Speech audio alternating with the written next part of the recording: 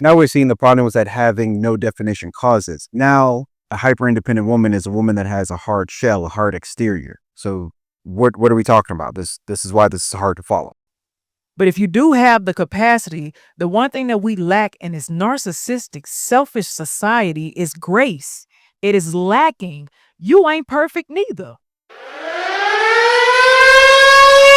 This is a classic deflection. What does not being perfect have anything to do with advising a man who is dealing with a hyper-independent woman, whatever that means?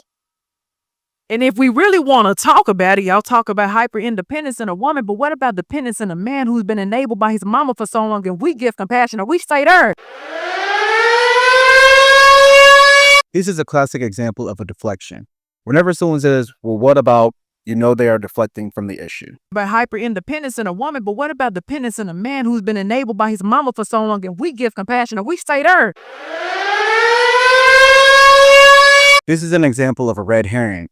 Bringing up the dependence of a man in this hypothetical situation is not relevant or even related to dealing with a hyper-independent woman. These two things are not related. It's in a woman, but what about dependence in a man who's been enabled by his mama for so long and we give compassion or we stay there? This is an example of the tu quoque. This focuses on the hypocrisy of the other side. In this particular instance, we're talking about the hypothetical dependence of a man who's dependent on his mama. That has nothing to do with the argument. This is a deflection. Then we give compassion or we stay there. That's why I don't like this side of the conversation. This is an example of appeal to motive. This is where she admits her bias because she is uncomfortable with this part of the conversation. It's okay to be biased. It's okay to be uncomfortable with the part of a conversation. However, it is way more powerful to admit that in the beginning. That way so we can understand your perspective and where you're coming from. Now, after hearing this completely colors her original argument in a completely different light.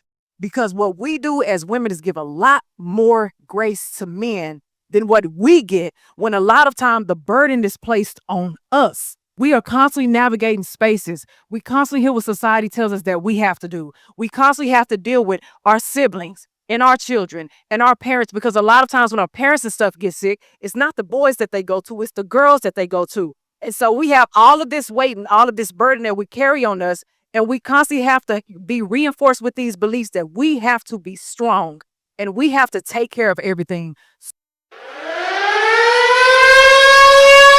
This is a perfect example of a Gish Gallop. She's throwing out a huge number of arguments, regardless of their validity or if they are well supported. The sheer volume makes it impossible to address each one.